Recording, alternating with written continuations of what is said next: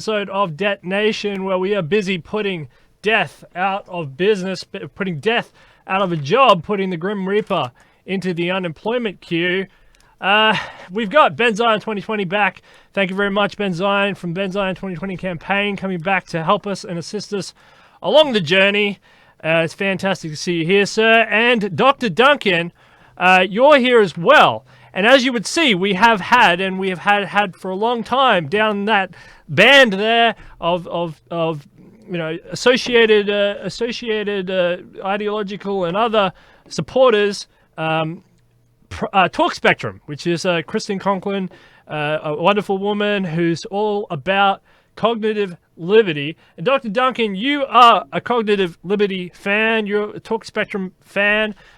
Can you please open for this episode of Neurotech Safety on what it is you want to talk about, what it is you guys do, and give us a brief overview of your work and your situation and your scenario. It's such an honor to have you here, sir. Been really excited to have you on and talk about these things. USTP takes these very seriously.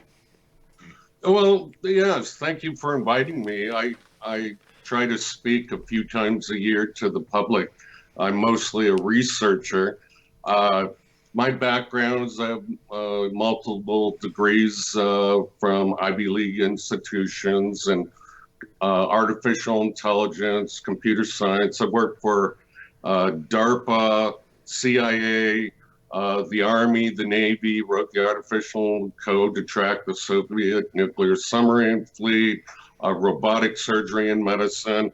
But my real passion for the last 25 years has been in neurorobotics and brain nets, which I call hive minds, connecting brains into basically supercomputers. And there's a huge problem with what the research I've been doing. So I've written a couple books on hacking the human mind, various forms of interrogation that requires no touch torture, but you can get the information out of them, out of their brains.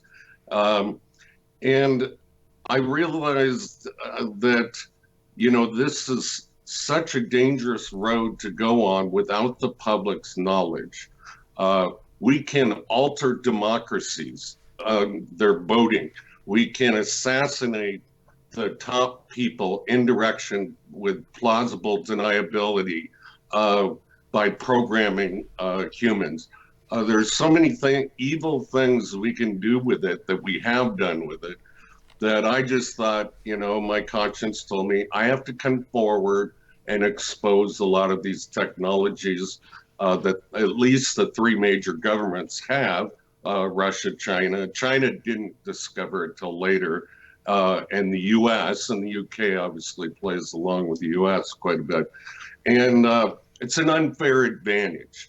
We're taking away free will from people. And so, yes, I am very much a pro-knowledge advocate. So that doesn't mean that I think this technology is evil. It's like all technologies, it can be used for good or evil. And the military industrial complex always gets the best technology first and uses it for their shenanigans. But I don't want people to be scared of it, because I do see a greater future if we can control its rollout and allow people to have choice of whether they want to join it. And that's kind of where I stand. And it has great ramifications on what the economy will look like in the future, and religions, and democracies will be more of a peer-to-peer system. The justice system relies on free will. Well, if humans realize we have taken away their free will, then no body can be punished, because it may be someone else's mind that is inducing those thoughts.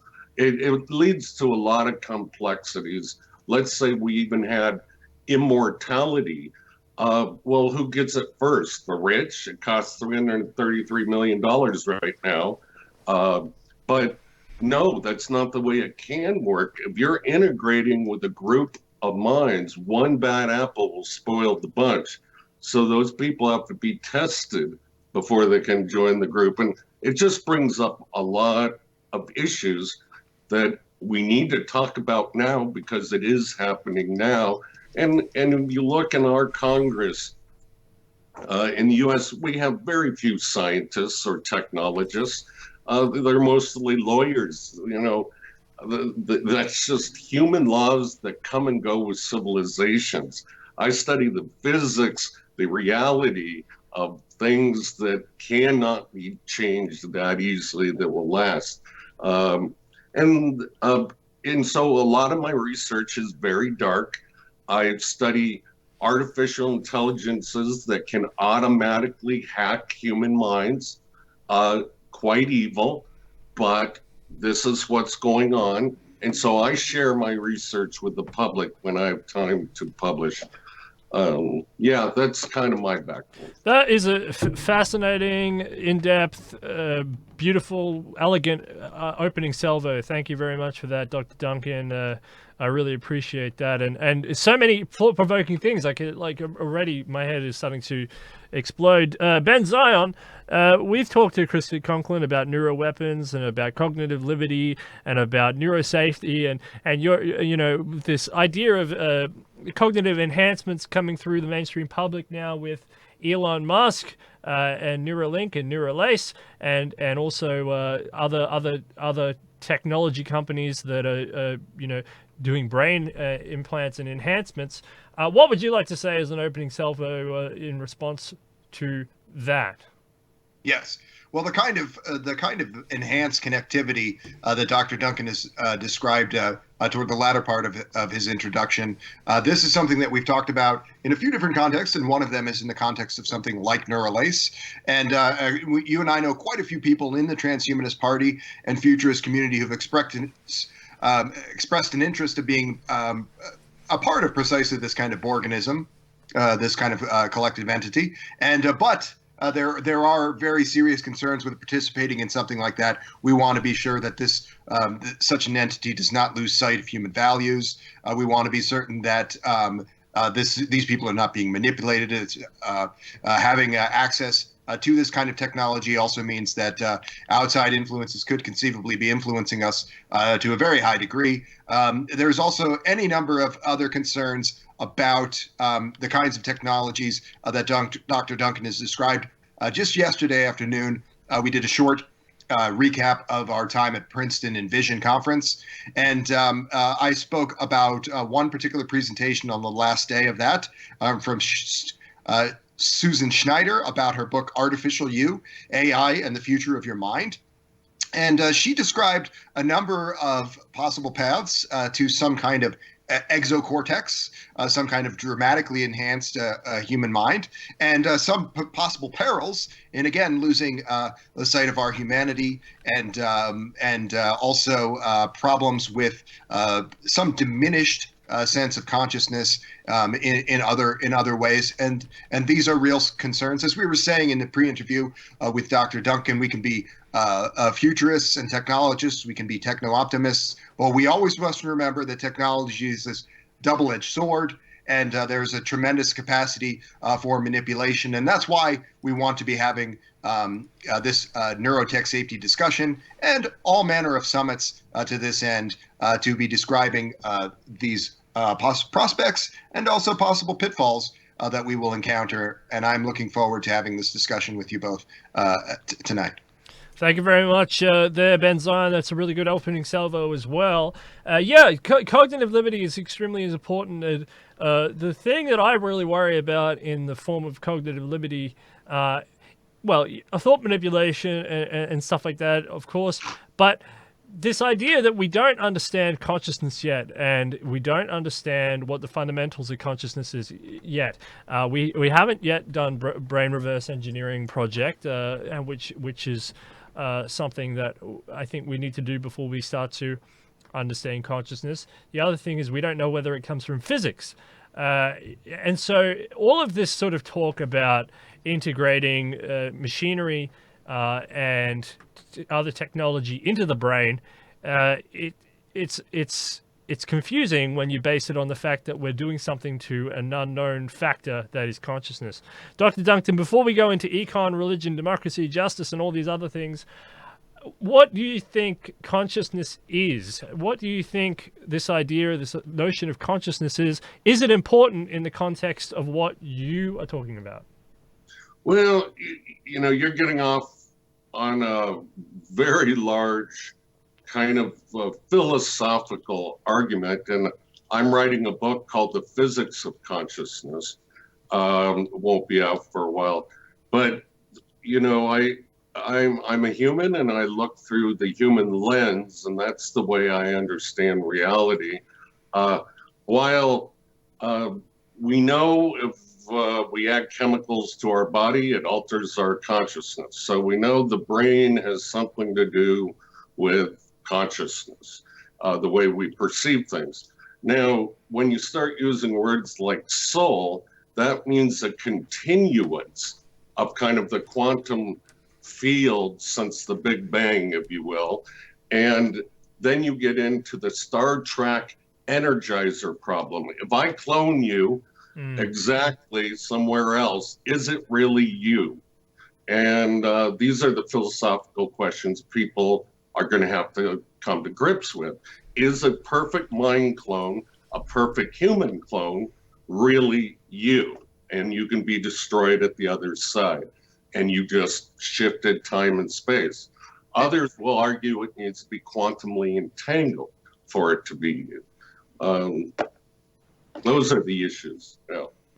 I'm inclined to agree with someone like Dr. Daniel Dennett in these questions. And in a word, I would say that anytime someone invokes this word consciousness, they are kind of describing in a slightly more sophisticated, but perhaps still somewhat wrong-headed idea, this notion of soul. I'm inclined to think that consciousness is an interaction effect between this sophisticated brain that we have, this large piece of meat that we have in our skulls, and the basic agency that we have that's shared with all creatures. And we have a kind of psychosis that makes us want to mythologize this experience. And so whenever we interject this word like consciousness into these conversations about systems or about understanding other scientific endeavors, I think we're doing something a little bit irresponsible. No, I must agree. It's I don't like to offend people, and that's why I speak in all languages. But that it's a set of signals and systems, and you can say the brain is almost a closed system. Not quite. It has input, sensories, but we did a lot of experiments in the Army with sensory deprivation chambers. And it's interesting what happens to the human mind when it has no inputs or outputs. So we've experimented with this, and it is, and Einstein even said it's an illusion of consciousness that we are something, we have free will, that we have anything at all. And it's fine. Democracy has worked with this illusion of free will, or religions have created orders in society based on the fear of a punishment of a god or a benefit. And so do we need to change that?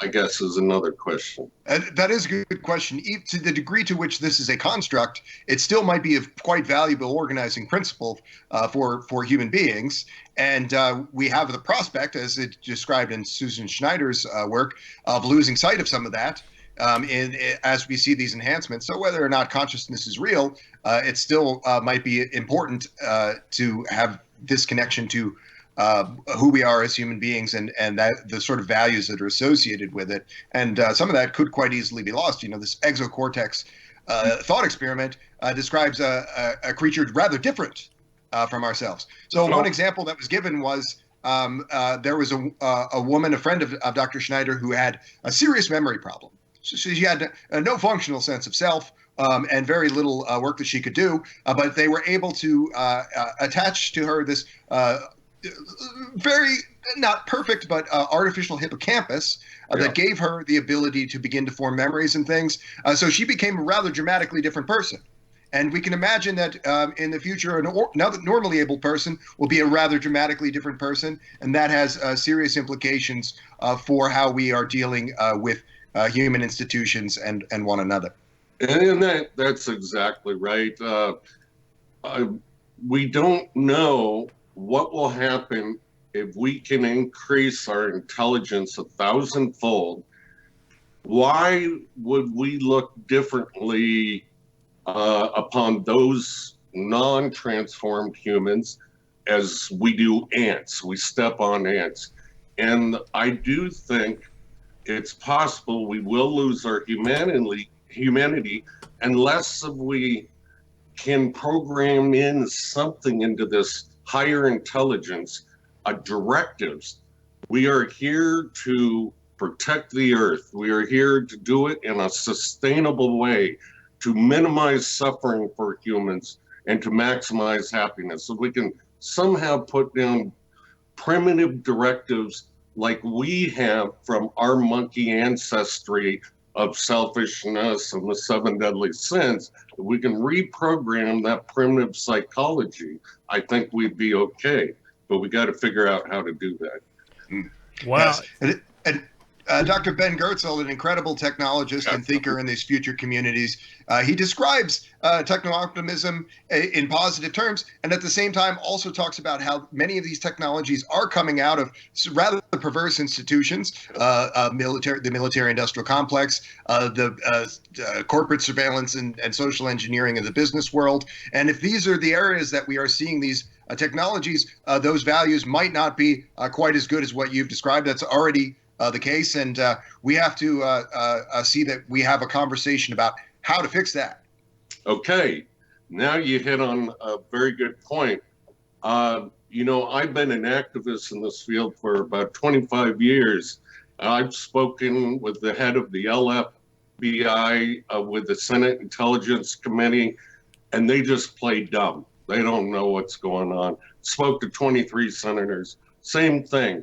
So how, as you know, you're in power, let's say you're Trump, how do you get this released? Because there is a much more powerful and dark force to keep this secret out there. And I can't figure out a way other than doing these kind of shows to try to enlighten people, but then they just say conspiracy theories, you know, something like that. Yes. I think one way is that we do live in this networked world, and there is a natural impulse in an increasingly networked world towards greater transparency and greater interoperability in these kind of institutions. And so I hope that we are moving in a positive direction. I already see that it's harder for these institutions by 20th century standards to be quite so secretive, but it's not a foregone conclusion that we will wholly reverse that trend, and that is an upsetting prospect. Even some degree of secrecy could increase the likelihood of existential risks deriving from these things. So some of the newer research in the civilian sector, mind you, that's 30 years behind of what I worked on, but we can erase memories. We can implant false memories. What if we just decided one day to erase all the humans' minds and no one knows anything about this technology and we become gods? I mean, there are so many risks here. Kind of reminds me like the Men in Black. You got that machine; Yes. they just take the picture. The memory is gone for a predetermined set of time. Yeah, it is a big thought. Yeah, so the USTP is interested in this. Thanks, Ben Zion, for that, and thanks, Dr. Duncan, for raising these concerns. So you said something interesting there. You said so many interesting things, but you said that technology is 30 years behind. So if the civilian technology is there, where is the technology on the level that you can tell us? You know, the CIA library or some open forum that you can inform us, someone who's educated on this. Where is the technology now? It's it's in full production. So it's being rolled out. I'm just going to tell you blatantly, I'll discredit myself. You know, I'm a fiction writer. I'm insane. I got to say that before I say these things. But it's being rolled out, and they need a sample point of all languages, all cultures, and all minds to build this cognitive database. And then it becomes more effective for the next target. And they're looking through hundreds of projects. How do you get them to kill a specific target, trick their mind? How do you control the people in control? And so you look for the influencers in all societies. The Russians had a theory about it. If you can control 10,000 people in the US, you can control the direction of their culture. And that was back in the 1970s. The DIA published that. But it gets far more sinister. The things I've worked on and solved in the agencies, just now they're saying they're looking for papers and are giving out money to try to solve. And that's just a way to make your enemy believe you're not as the head of in that field or weapon as you really are. Well, what's the definition? What does this weapon or these devices? It's a set of tactics and weapons, so it's very complex. But okay, yes. What does it look like? Can you tell us the sort of structure? Is it nanoswarms? Is it something else? That is such a big. Think of your body as a spectrum, and I'm just using metaphor analogy here. And you're a fingerprint. You have a unique set of spectrums. You're a cell phone, and I can dial you in and insert a certain amount of energy. But now, if I correlate that to your nervous system, I can then induce something like a firefly effect. Your brain will start flashing at the same rate as the signal that I'm putting into. And in the CIA, they called it REHIC, remote hypnotic intercerebral control. But it's far more precise now of the thoughts we can insert. And they call it, voice of God weapons. We can whisper in your mind while you're sleeping. And that's actually the best way to interrogate somebody, is because their defenses are down. So we can hack your passwords and your PIN numbers, and you won't remember it when you wake up. So, I mean, it's and if we do suggestible hypnosis into you, imagine you're a leader and you're making a major decision. Do I fire the nuke? Do I not? Their mind, we whisper into it, no, you will destroy all of humanity, don't do it. So the power, you can see why this is kept so secret. It's so important, but on the other hand, there's no democracy. So I don't know, you tell me. All right, that sounds like a good way to segue into economy. Dr. Duncan, open up on the economy. Well, here's my futurist idea. Since we can control the human mind, there are 7 pleasure centers, and to make the people produce more and be more productive, when they are working and doing good, we stimulate the 7 pleasure centers. And then when they are lazy or sloth-like, we induce pain in them. We are pain pleasure creatures by nature. And this, B.F. Skinner was one of my professors at Harvard, and that operates at all levels of the layers of consciousness. So I think future economies will just be a payment of pleasure or pain.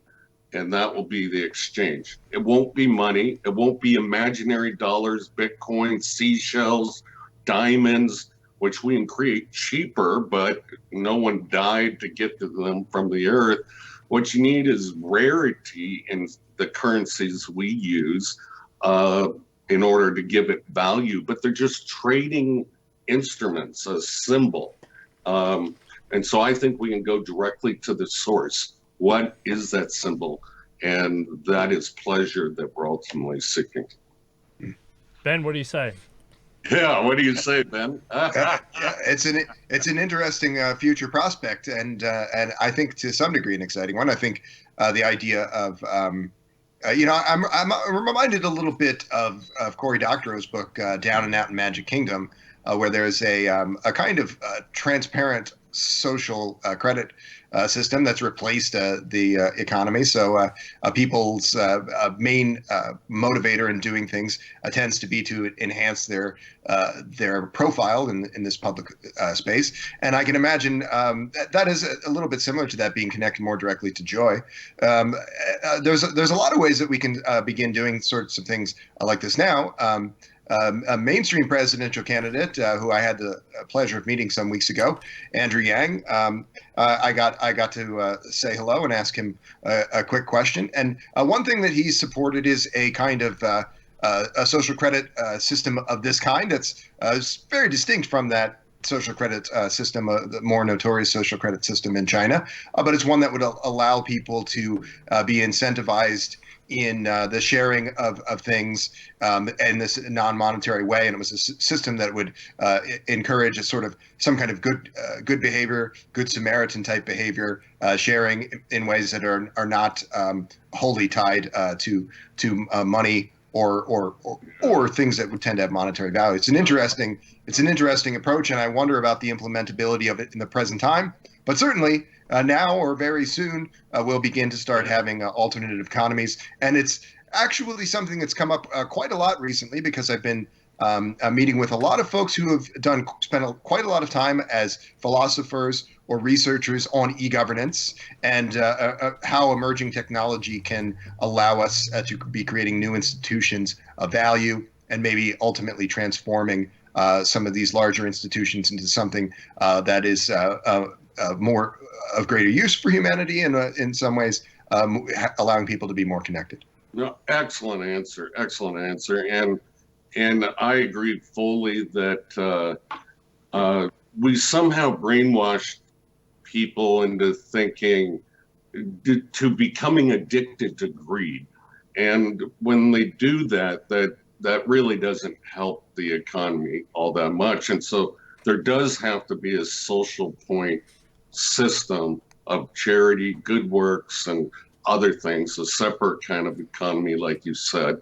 I'm writing an application right now that I'm going to release in March that might help with at least making people aware of such things. But yes, excellent answer. So when you refer, Dr. Duncan, when you refer to the future economy, is that just the United States, or are you talking about a global economy with everybody, all 7 billion people influenced by pain and pleasure? Everything I talk about is a global economy, global world.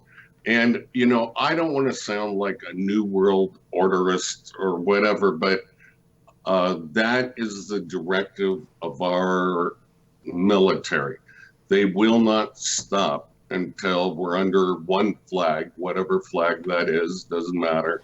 And that is their goal. So the only way to break down national borders and national sovereignty between all these warring states is the mind. That's the one big weak point. It's a common weak point in humanity, right?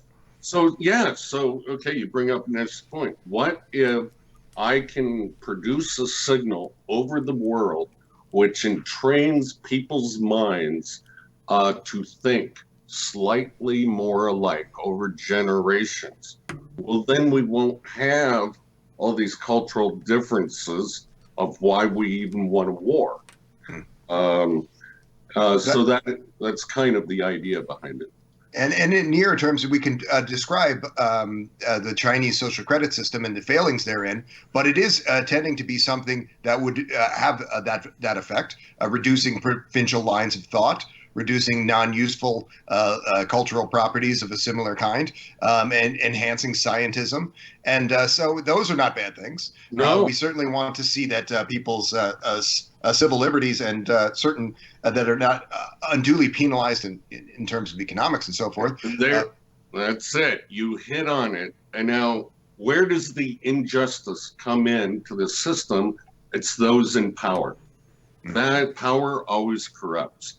And if there is a human being that is in this chain, that's going to be the issue. So do we ultimately release our justice system, our political system, to a godlike AI once it becomes much smarter than us and just cares for us? And so I talked to this guy from the Navy intelligence, and they're working on a system, I think he said Solomon, to put judges out of business, basically because the judge depends on his mood, whether he gives a drug dealer life sentence and a murderer 3 years. You know, there's just no correlation of true justice because a human's involved and depends on their mood. So, yeah, you bring up an important issue. And in the legal system, in the broadest sense, there's a whole lot. If we had those additional man hours in the form of advanced algorithms, there's a whole lot of more work product that could be done that is basically not done because of limitations on human capital in those systems. And most of that a great deal of injustice derives from that inability. So that would be one example. Any number of systems, a cash bail system, and a lot of features of our legal system, they're basically concessions to those limitations. And we could really be doing far, far better in manners of legal matters. Yeah. I agree. So let's talk about more of the concerns. This is called Neurotech safety. How are we going to transition the human race to accept this, for one? Do you incentivize them? I'm sorry, I went to business school. It's not a real word, but you get greater intelligence, more opportunities for jobs. You will have expanded knowledge, instant access to the internet. You will have creative ideas like you will not believe. But you got to say the other part, but you will not be who you were. You are a different entity altogether. How do you make that sell to the population? Well, I think that what Elon Musk is doing with some particular of his businesses is a fairly good approach. We talked about Neuralace. This is something that is the seed is being planted in folks' minds that they could use this in some practical way, use other technologies that are not invasive but might have some similar features. There's more enhanced EEG technologies. It's quite likely that in the United States, people would be more inclined to use these than something even minimally invasive as Neuralace technology might prove to be. I would say another approach that Elon Musk has a pretty a good idea about is a Starlink system. This sort of dramatically lower cost data for all being transmitted. You might have some concerns about the safety features of that. But I feel that it looks to be a fairly safe system, and getting data at a low cost to all parts of the world, and having the ability to have folks have Internet of Things in a more real way. These are things that will help us to transition to this next set of phases that you've described. I think that some things should be things that might capture the public imagination. You know, we had a conversation, Steele and I, on the Rundown Live with Kristan Harris about this Project Bluebeam, The types of things that you've alluded to already, Dr. Duncan. So I wonder if there will be some sort of bells and whistles that will draw people to this sort of thing. I wonder if we might have.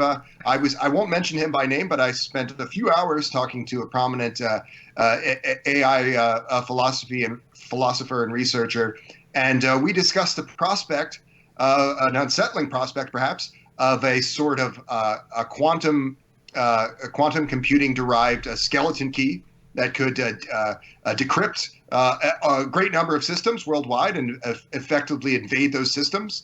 This is whether it were derived from a quantum computer or some other emerging technology. This is not outside of the realm of possibility, even in the coming years. And something like this could destabilize nation states to the point of being an existential risk.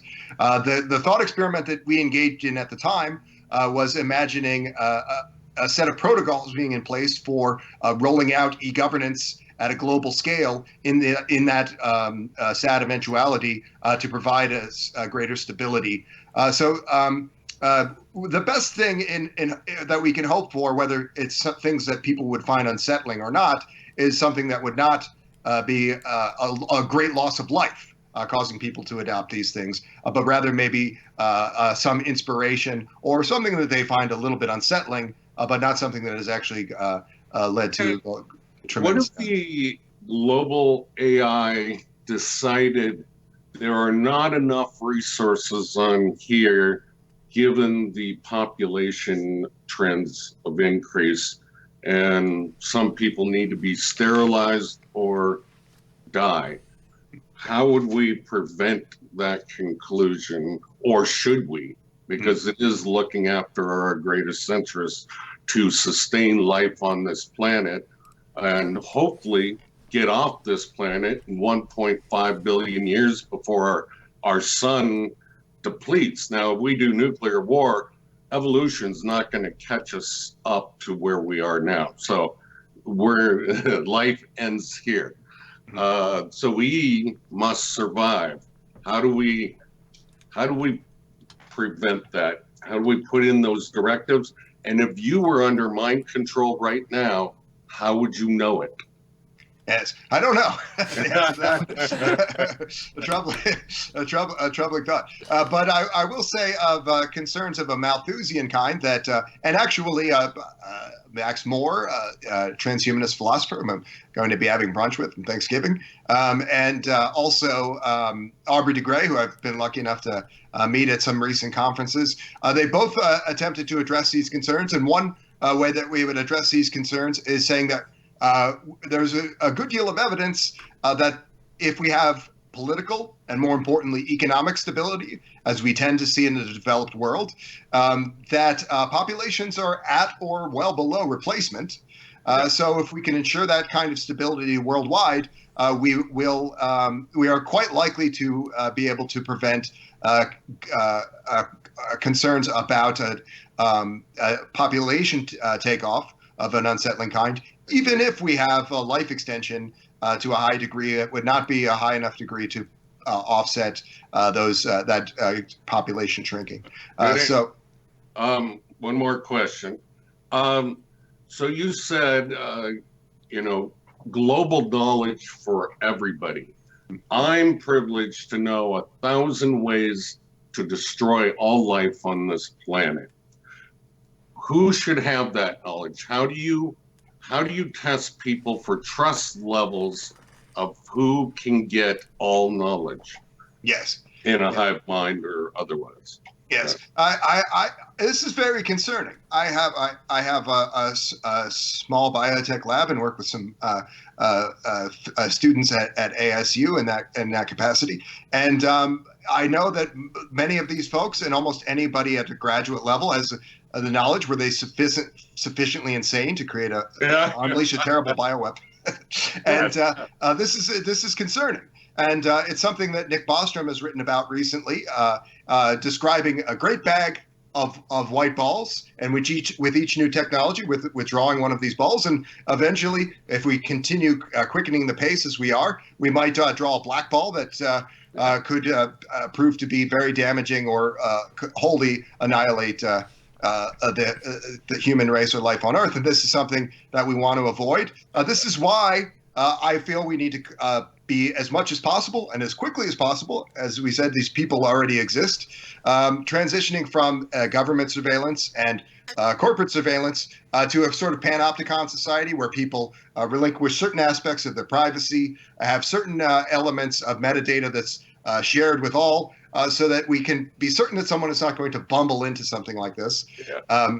An AI philosopher, Eliezer Yudkowsky, refers to this upsetting set of concerns as Moore's law of mad scientists, which is that every 18 months, the IQ points and resources required to destroy the world comes down by 1 point. And we are quite literally in the early 20th century on the verge of such a prospect, and we need to begin to become a little bit more open with one another, not be so hung up on certain abstract notions around freedom, but instead be working to ensure it's nice to be free. I like being free. I also like not being dead. That's nice too. So we have to find a good balance there. Yes, and I agree with you. I agreed with Edward Snowden, the whistleblower from the NSA. Look they're not abiding by all our founding fathers' laws, but things have changed where one mind can destroy the world, and perhaps we need to give up the sanctity of privacy in order to have more trust levels, freedoms. I would love not to have locks on my cars or doors. Everyone can be trusted. That would be nice society. So yeah, these are the questions that need to be asked, and how do we get people used to the idea that your mind can be read, and when you have a bad thought, you're going to get a little electroshock, a little Skinner behaviorism. You're not going to steal. You're not going to do something bad, but you'll get access to more information as a creator to do good works, And we should say that we don't necessarily, there's a lot of mechanisms in place that have intended to reduce property crimes. In urban environs, there's an awful lot of cameras compared to what there used to be. Yep. And there's also, everybody has a smartphone. This has had an effect of reducing these kinds of things, reducing property crimes. And we're going to continue to see that, even if we don't create a true surveillance network that people universally opt into, panopticon is surveillance, that we'll still see more and more effects of this kind by virtue of cheaper and cheaper cameras and more ubiquity there. Yeah, no, agreed. And that's, whether we want it or not, that's where it's going. So, you can't stop technology. Technology lives in the minds of humans. It is a life form of its own, and it will outlive humans. And so let's go back to something you said earlier, that those who opt in to become part of this greater intelligence hive mind, won't that bifurcate the human race and cause kind of a classism or race war of some sort? Yes, this some kind of digital divide type effects along these lines is a very real concern, and I'm not necessarily convinced. So we can look at this in miniature in looking at fertility medicine in the 90s and 2000s. There have been situations where if you go to the city of New York, and if you live in Manhattan, you can have access to things like pre-implantation screening and things that ordinary folks don't have. And that hasn't exactly led to us articulated overclass because these populations, they tend to be moving. These things are not so easy to see and define. And I think that we'll tend to see that fluidity to a high enough degree that I don't think that we will have people moving into these opposing camps. But it also, if we have some very fast takeoff effects, we could begin to see things like this. This is to some degree something that Elon Musk seems to want. He wants us to get off world so that we can have a certain kind of morphological freedom where we would not necessarily see ourselves in direct competition, those folks, with human beings who want to maintain a more traditional society. But what does it require in order to go to another star and still retain our human consciousness or values? We got to get out of this meat suit somehow, and that's the technology. And so let's say we do. Let's say I have a bunch of clones. I know I'm not supposed to human clone myself, but you can pay anyone to do anything offshore. And I have the technology to transfer most of my mind and fidelity to all these clones. Would that be an issue? Yes, I think there's a lot of paths to this sort of thing. I think that I don't necessarily think that certain kinds of emerging fertility medicine, there should be these moratoriums on all of them. I think that's if a thing doesn't represent a direct or indirect existential risk, that we should consider it as something that we might pursue. But I understand that people have strong feelings on these subjects, and that those sentiments will tend to prevail. I also think of going off world. I think that Elon Musk is a little bit wrong-headed about this. For example, the focus is now that we had our 20th century moonshot of going to the moon and planting a flag, which could have that $1 trillion+ that was spent on the Apollo program and so forth, could have very well been spent not on a publicity stunt of building a flag, but say on an orbital ring or things that would have facilitated near Earth industrialization and commerce. And I feel that similarly, the idea of getting off world and going to Mars it's many trillions of dollars that would be spent on having human beings do this. I think that we could focus on the moon, for example, at far lower cost. I think that to some degree, people's excitement is overtaking their practical considerations on this issue. Yeah, I agree. I'm sorry, Mr. Steele. I have been leaving you out of the conversation. You can ask questions. Well, no, it's fine because before we started, we said we want to get you two on some sort of footy ground. So I just thought I'd let you go and establish whatever you wanted to establish before we continued on. But no, it's been a fascinating conversation. There's a few concerns there. Privacy. You guys both seem to be okay with a sort of a reduction in privacy, but the argument is that we've already had a massive reduction in privacy and it's only going to continue. So it's basically, instead of thinking about this reduction instead of thinking about this as a greater erosion of privacy, you're actually capping it at a maximum where everyone has a sort of a limit and a sort of ceiling of where their privacy sort of ends and starts. Is that what I'm hearing, as opposed to a continual erosion? I think it's realistic also to describe that people will have greater capacities in this world. While you might have some reduction in what you can do in the physical world, you have dramatic increases in what you can do in a metaverse, a virtual space. And so I don't think that we should look at this as a net loss. And also, I think that much of this can be administered in the future in a very distributed way, and also administered in such a way where we're basically just tracking metadata by these advanced algorithms, not really actually influencing people's lives at all, except if some serious boundary is transgressed that would be a danger to others. And then in that rare case, we should hope that some intervention will take place. What do you work for the NSA? That's their excuse. We just got inundated, but we collect all information. We just go back and have interest in it.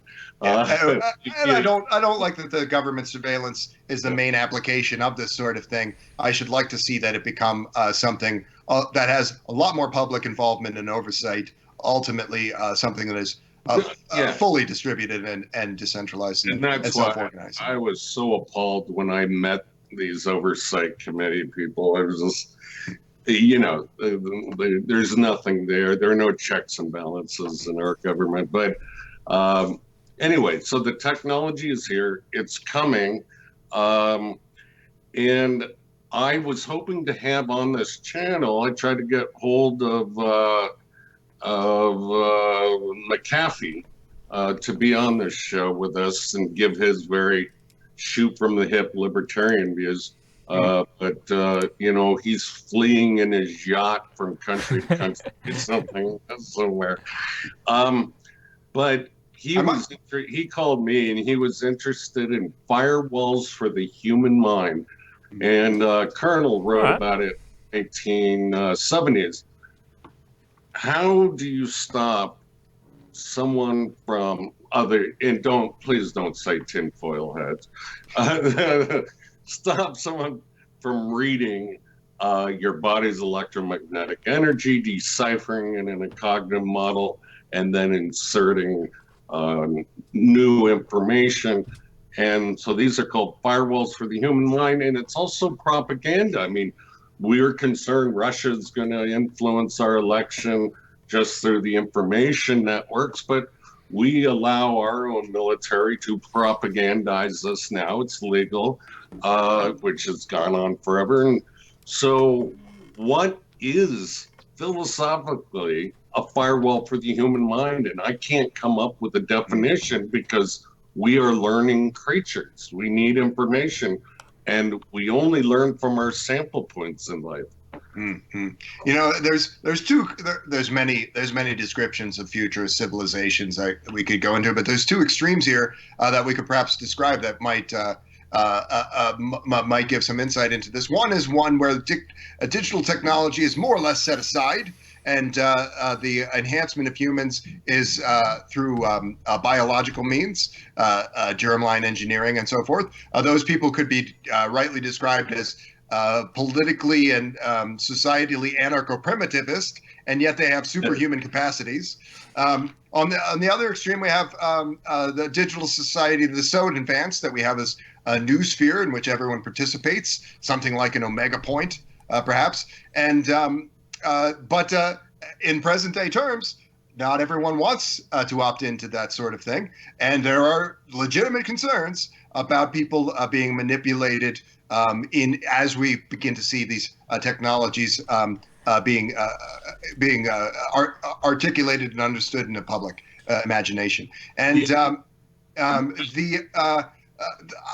don't know what that firewall looks like. I think that people are well within their rights to be at some remove from digital technology. Some folks have in their domicile as a Faraday cage and engage with these things in a relatively limited way, and they're within their rights to do so.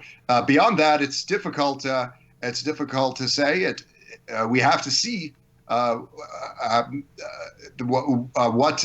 in terms of emerging culture, what the effects are. So we're trying to create this culture, and you're right, it's more emergent. We don't really know what's going to happen.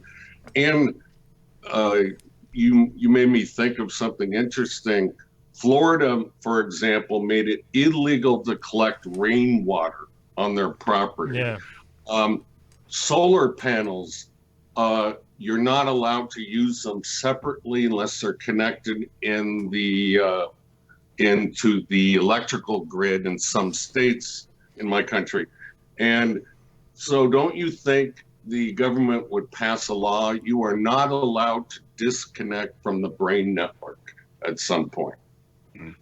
I should hope that people see that there's a massive upside to participating in this sort of thing and are able to make a decision on their own as to whether they would do this. Hopefully that would be sufficient motivator. I don't think that we should have to do that, but in the off chance that these people who are opting out of this are also the sorts of people who would be wanting to create some sort of terrible bioweapon, then there might be an enforcement necessity in those instances. But by and large, maybe there would be enough ability to oversee what those folks are doing without having requiring them to be a part of.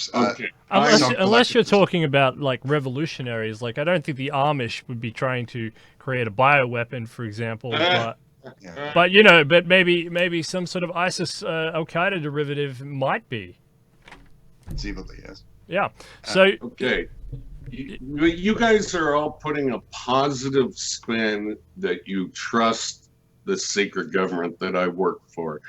And how do we develop our weapons? We use random citizens around the world. And so I've been studying these people, just random people committed. Maybe some of them have done drugs or some of them have a parking ticket, but no major crimes. And they're being tortured and reprogrammed.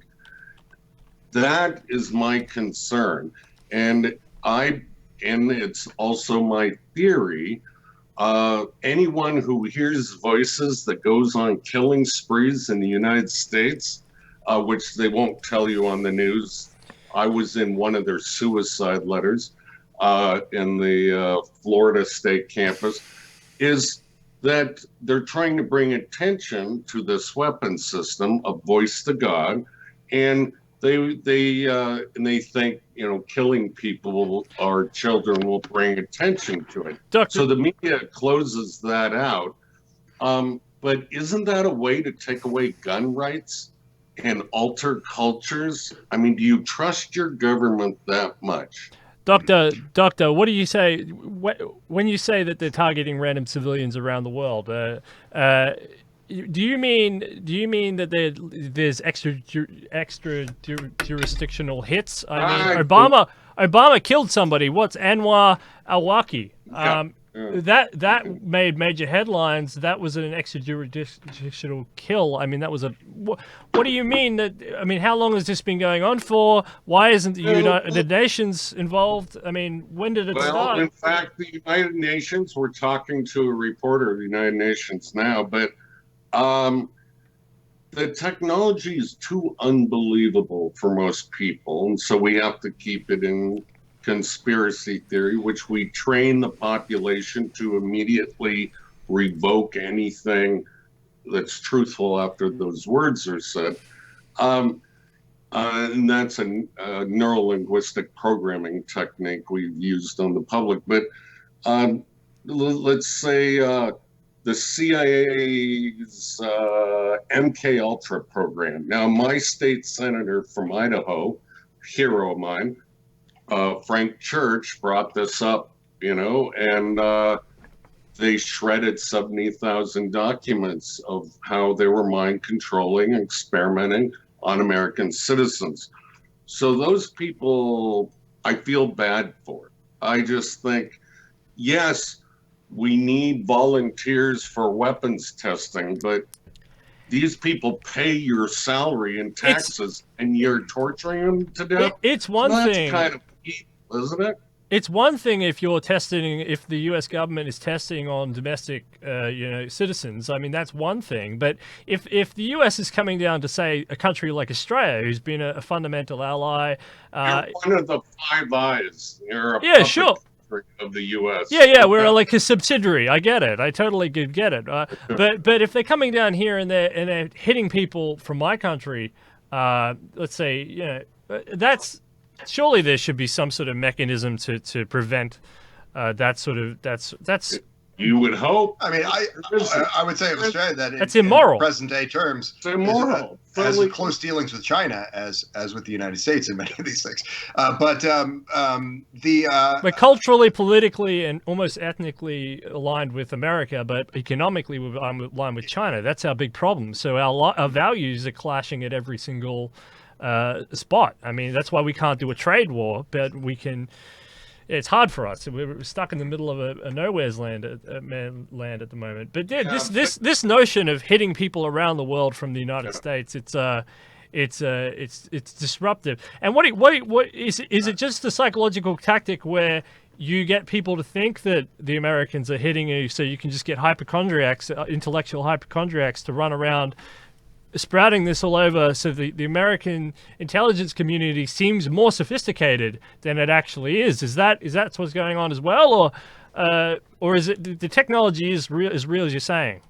No, it's as real as I'm saying, but there is a greater strategy the actual paranoid people, because they're being attacked, are now an army, a secret army around the world, and spies, and they don't even know it. I think there's a case to be made for using this kind of energy, even if some of it is a little poorly articulated, to raise awareness for these larger set of concerns, which are very real.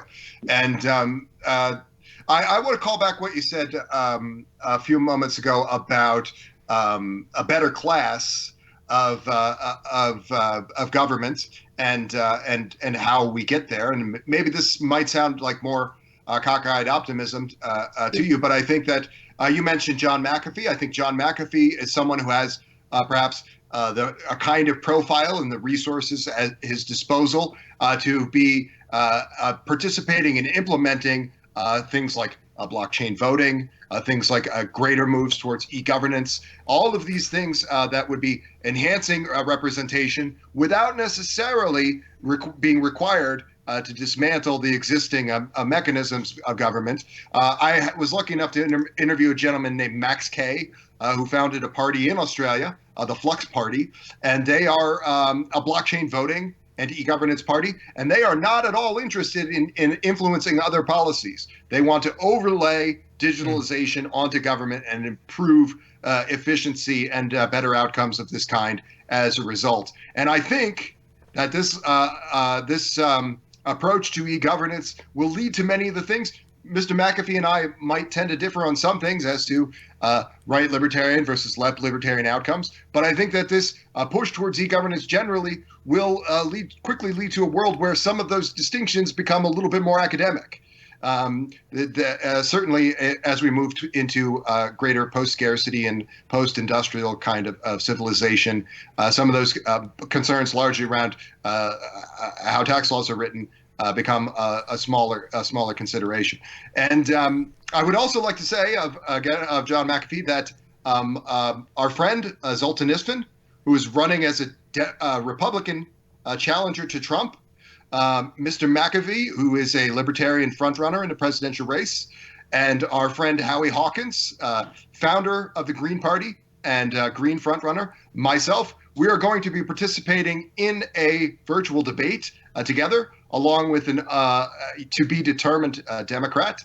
And I'm looking very much forward to continuing some of these discussions around digitalization and tech policy with those gentlemen. That'll be going on in the Q1 of 2020. Excellent. Just a moment ago, actually, in the middle of this conversation, I got a quick update from Mr. McAfee's manager on setting that up. So that's all well underway, and we're going to be working with our friend Steele Archer on that production and doing a wonderful work with putting that all together. Fantastic news. That's great news to hear. Dr. Duncan, now religion is another topic that you raised. Obviously influencing people's thoughts could change their spiritual and institutional belief structure. Tell us about religion. And actually, it's interesting because, like I mentioned, the Amish, and would they be able to install a firewall against some sort of new religion? But just talk to us about what you wanted to say about religion. Thanks, Mr. Dr. Duncan. Okay. Sure. I wasn't technically educated in religions. I did this research on my own, and just comparative religions and belief systems and how they organize societies, how they affect cultures, human minds. I look at societies like chemical reactions with their belief systems and how these bonds get formed and etc. And the New World Order, I know that's a conspiracy term, but George Bush, the first head of the CIA, had it in a presidential speech, requires one religion, so we don't fight Muslims against Christians, against Jews, against, whatever your belief system might be. And the religion I think, needs new directives. Our current directive is to all these religion is to appease a god or to serve God, and they all have slightly different interpretations of that. I think Ben will agree with me that the only lasting religion for any intelligent species is to understand God's mind, is science, is to move forward with exploration and understanding. And that's what I think the New World religion should be. That is a nonstop.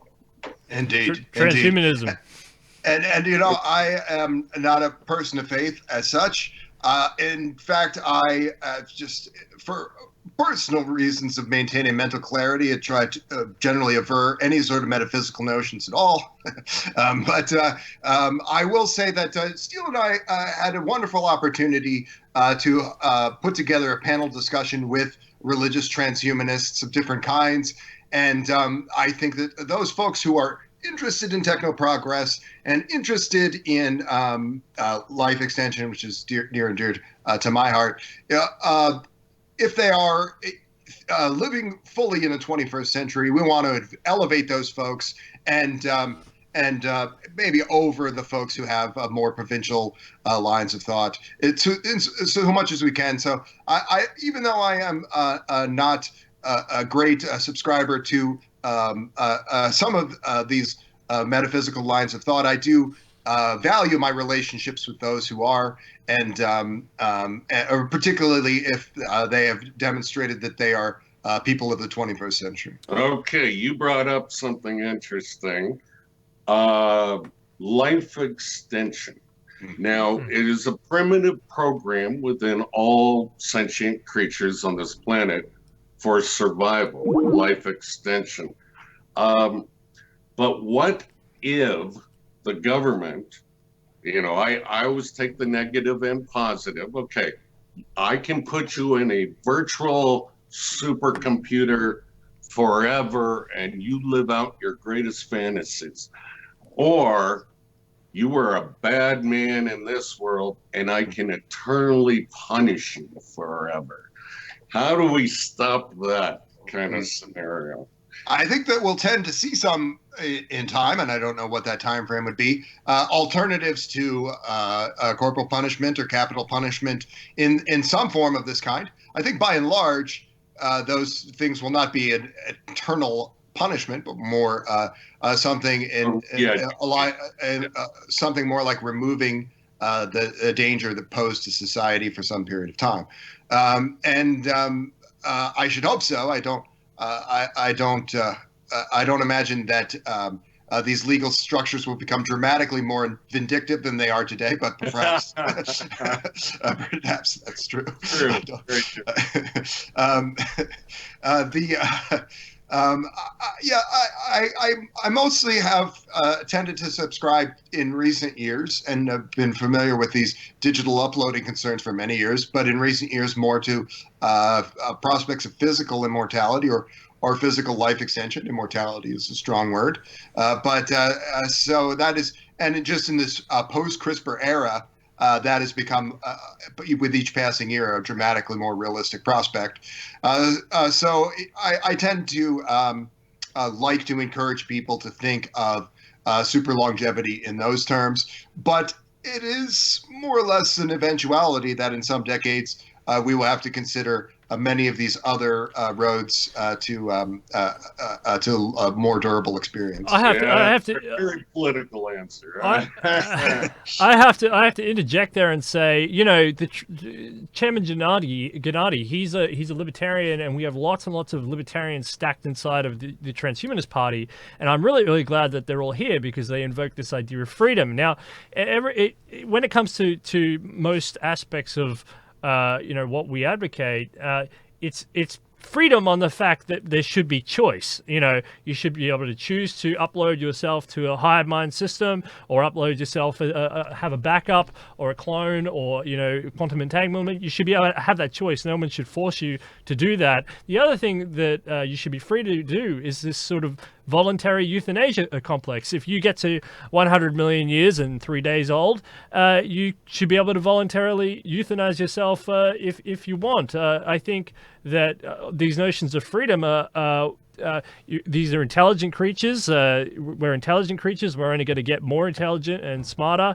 And if you don't want to live to 10,000, you can live to 9,999. But you shouldn't be coerced or forced into taking an opinion. What do you say to that, Dr. Duncan?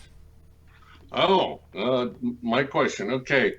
When we become that smart, if you want to die, you'll just have a pleasure button you press that won't make you want to die, or you meld with more minds that are creative that make you feel youthful, and then you don't want to die again. You literally alter yourself, but combine yourself with others. That's transhumanism. That's transhumanism in a nutshell, going beyond. It's self-directed evolution. So if that's where evolution is carrying us, if that's where evolution is carrying us, I mean, is that a problem? Is that a problem? I think all creatures, us especially humans, have a hope that we last till the end of the universe. And then we get into the space-time calculation, which we're about halfway through. There is an end to space-time, but that's irrelevant for now. But we want purpose. All humans, creatures want purpose, and to feel that they had a choice in what they're doing, that they're not just a puppet or actor, that they're the screenwriter as well. And that's what you have to give them. Yeah, it's this idea of immortechnics.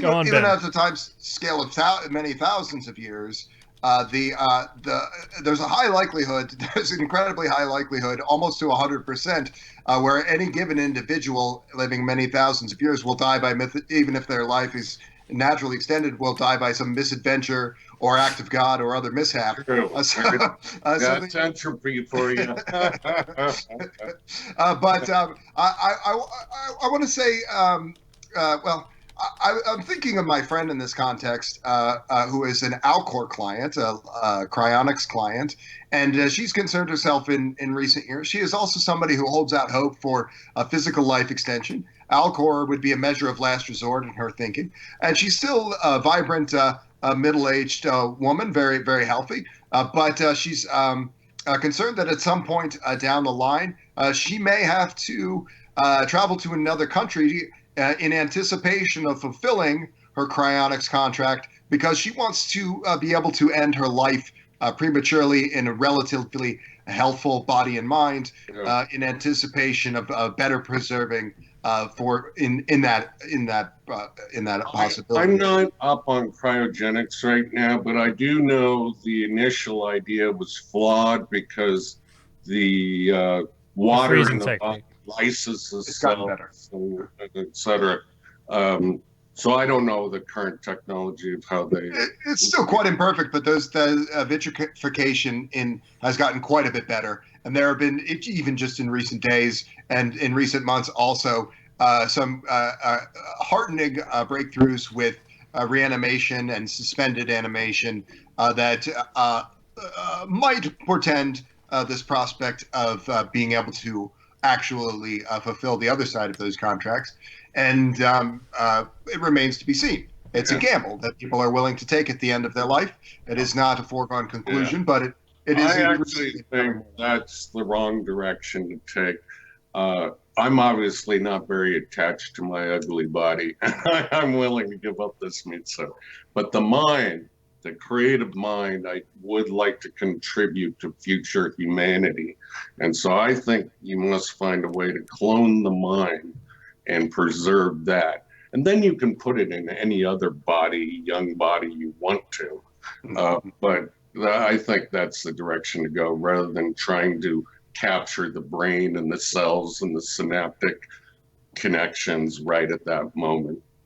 That's just my opinion. And aside from the ultimate merge of man and machine, where we have this digital uploading type things occurring. In the near term, we have gentlemen like Dmitry Iskov, who are working on these cyborgization and avatar type projects that will allow you to have that experience well before this grander kind of achievement of full mind uploading or recreation. And that's something that. And I remember you said something earlier. Mankind must get out of this solar system eventually. We know our star will go kaput, run out of energy. So we must get out of this body. That's the only possibility in order for our species to propagate, infect the rest of the universe, whatever word you want to use. I mean, maybe we'll just like all end up in a neurostasis, become light beams and light energy, and that's. But there's economic things to consider in what the best path forward and these things is to be. As we mentioned, maybe a moon base is a better use of funds than a Mars base.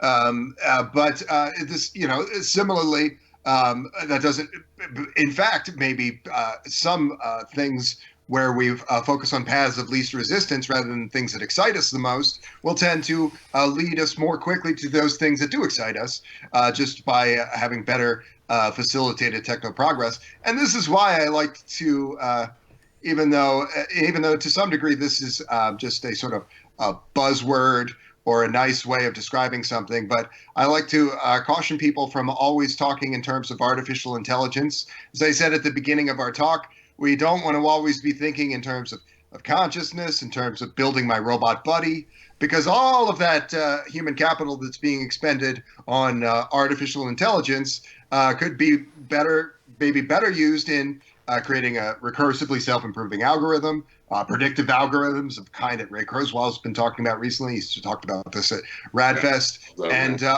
whole host of narrow intelligence applications that would have a better benefit to humanity than throwing a lot of money into a huge money pit in the form of creating my robot buddy. Yeah. Yeah, that's a normal story with humans. We always misdirect and misallocate resources, and then we catch up right at the end. We dropped 2 atomic bombs before we thought, oh, that might be a bad idea, and then they went and bombed the whole Pacific Ocean, and they thought, oh, this might be a bad idea. So, so humans are always making those mistakes right up until that primitive ape survival mechanism kicks right in the end, and then they scream their way and dig their way out of it. It seems to be how we've always done things, and it's really disappointing because it locks us into this cycle where, where we're just always making these mistakes and we're always learning the hard way. That's right. And so the way I put it is, we humans still have our basic DNA psychology from the jungles, and we're a primitive war tribe with massive technology that I don't think we should have because we're not responsible enough to use it properly. Yeah, no way. So do we send out an airborne virus to alter the brains of humans in some other, to make them less violent? I mean, this was actually a Pentagon suggestion called FUNVAX, fundamental vaccine against radicals. But how do we fix humans? It's us. We're the problem. Yeah, and the problem with in an age of existential risks deriving from advanced technology is, unlike the mistake, and it was a terrible mistake. Maybe there's a lot of tactical discussions that could be had there, but the mistake that you described, Steele, of bombing this portion of the Pacific in Hiroshima and Nagasaki, whatever your feelings about that, that did not endanger the entirety of the human race. These existential risks, if we make a mistake, that could be hundreds of millions or billions of people that die, or maybe there's no second chance at all. So we have to consider that some kind of bells and whistles in the sky that scares people and confuses them, but maybe inspires them to want to change the way that they think about these things is preferable to waiting until many hundreds of millions of people have been killed. Two things I've been wanting to talk about is one is along with this religion notion, this blue beam hologram, Blue Beam Project Bluebeam. Do you think a universal religion with a bells and whistles project like this, Dr. Duncan, is beneficial? Do you think a universal religion infused from some sort of government source is a good thing? No. I believe in science and I believe in truth. That's my religion, and I have plenty of motivation. So religion to me, and I like the Greek gods and the Roman gods, and I love reading about them as mythologies, but to read them literally and die that my God's more powerful than your God, they become damaging to the human race. And so no, I don't think it should be government directed by any means, but I think it will come around naturally. Still some people believe the earth is flat, but most people don't believe that. So, it just takes hundreds of years for people to catch up with understanding and our models of reality, the best models. So. Yeah. I should say that we should also couch these discussions in terms of what advanced algorithms might be able to do in the coming years. So a part of the resistance to this is an inability to intellectualize a lot of things on the part of some people. And the thing about advanced algorithms is that it might be able to help folks work some of those things out in their minds. Yeah. So the tendency to resist these things might fall away quite quickly. And if the net result is that those people are living much better, I fail to see that there's any great tragedy that this has occurred there. But by present day standards, we would tend to say that this is subverting these people's will. Yes, exactly. See, and that's the tautology, the illogical statement.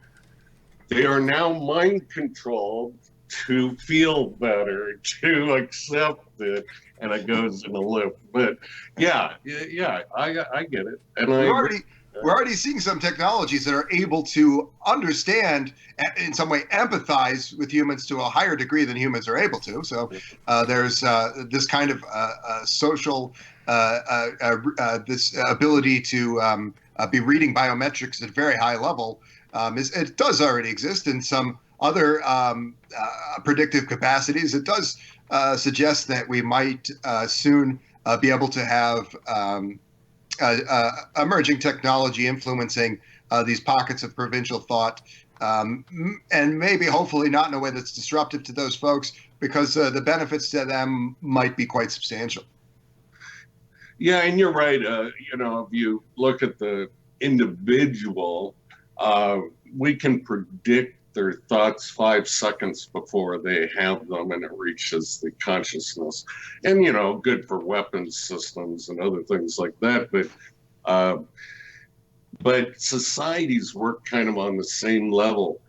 The discussions start with people like us, and it percolates through the rest of society in time. And so we're the subconscious of society is the way I look at it. Yeah, that's actually a good way. Detonation, the subconscious of society. I like it. We're mainstreaming transhumanism, but we can't take that one. But I like that a lot. Yeah, and I was going to say something about what we were talking. Oh yeah, I see technologies everywhere, and I see one of these technologies is language, which has had a massive impact on how we move about and what we perceive the world as. Another one is culture, and culture is a huge technology, and it's one of the oldest forms of directed mind control technology, because that's what you do. If you're an Egyptian, you got to do Egyptian cultural stuff, and then you're in that mind control technique.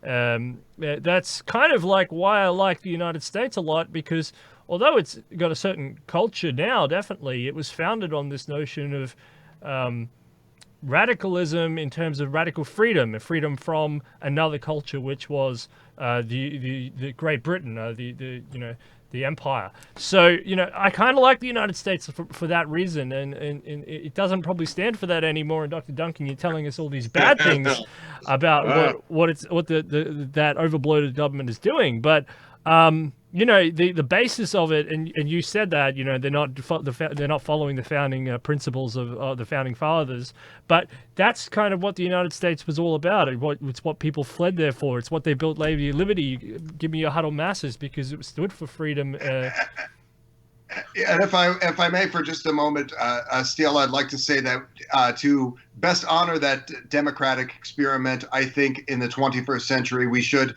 and maybe I'm reiterating what I've already said, be moving toward blockchain voting, as in my platform, The Futurist New Deal for America, moving towards e-governance and greater digitalization of other facets of civic life. This is something that we can do to honor this legacy into the 21st century. And I would encourage people to go to transhumanist-party.org and check out what we're doing. Go to benzion2020.com and check out what we're doing, and consider signing up to the links provided there. Very briefly, could you explain what blockchain voting is? Yes. So actually, I mentioned the Flux Party, an organization that's trying to do this, but there is actually a better example to some degree, and that is the country of Estonia.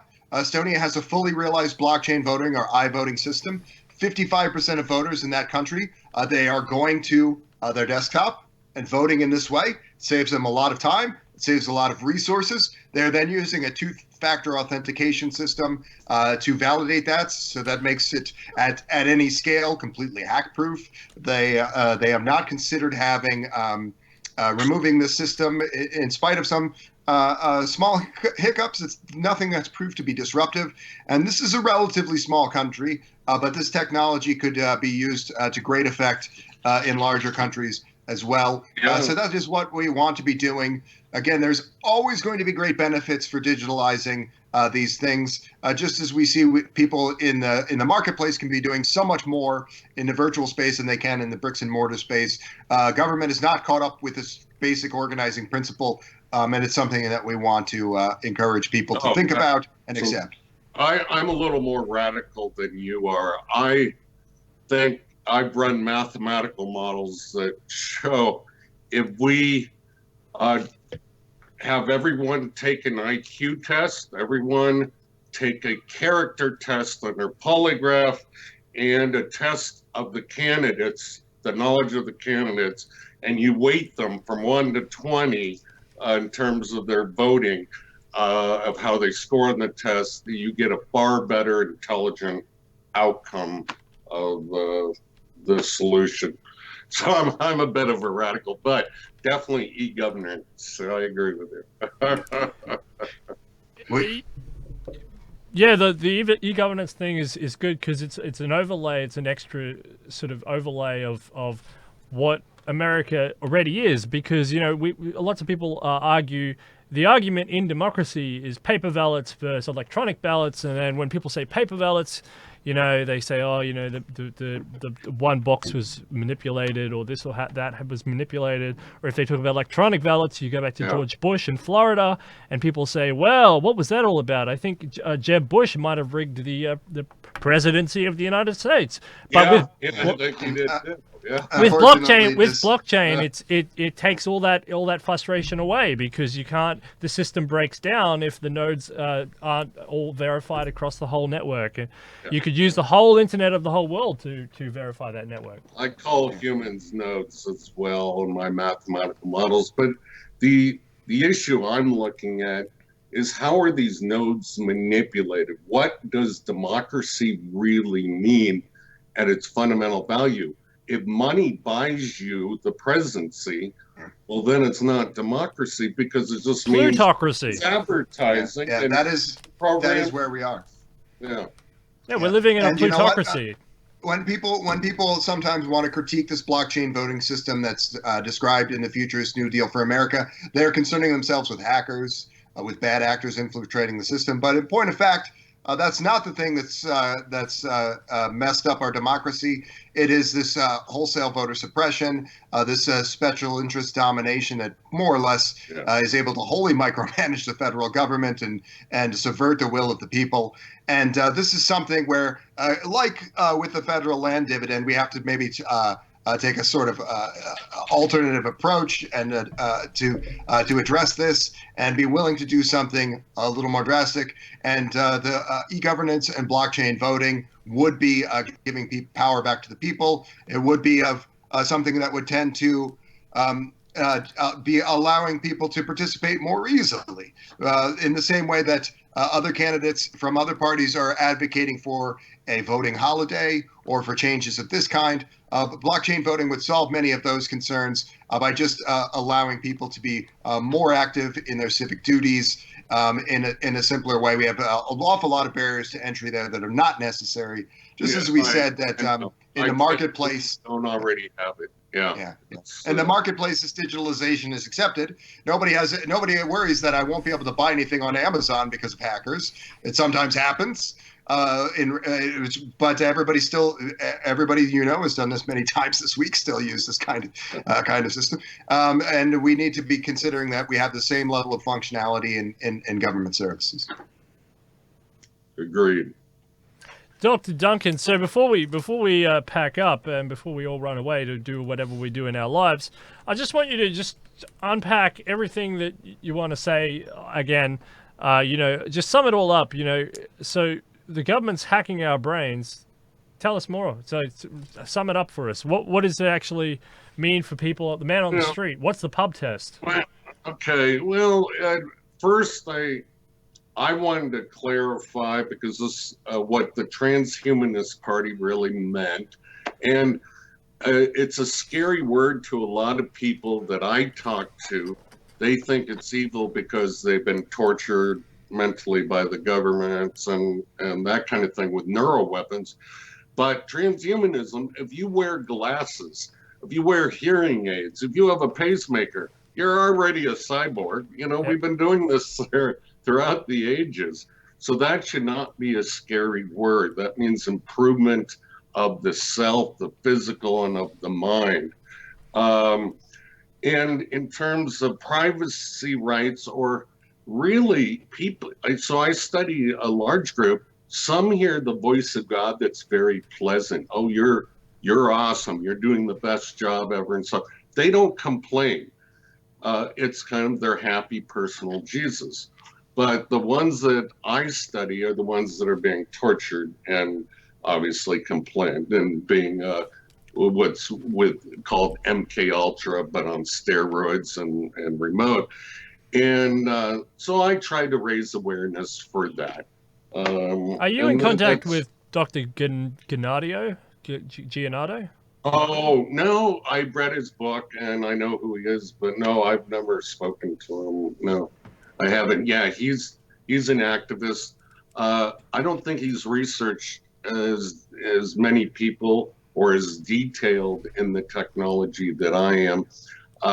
But I should get in touch with him. How do you know that the people that you're researching are verifiably being attacked or influenced by a weapon, and they don't just have some sort of psychosis or other mental disorder? I've read the CIA scripts, how they do interrogation, torture, and brainwashing, and they're not very creative people. They use the same 7 scripts all over the world. I mean, this is from people from all cultures, every education level, every language, and it's always the same 7 scripts. It will be anything from evil aliens to the occult, but that's how you misdirect it. It's called a false flag. It's part of interrogation, so they don't get angry at the government that's actually doing it. And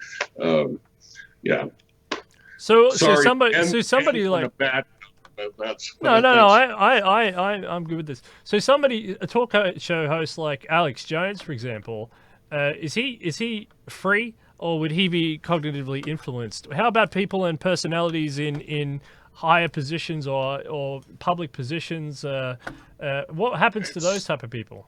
Yeah, hey, and remember it's grayscale. We humans like to think in black and white, like sports teams, Democrats or Republicans.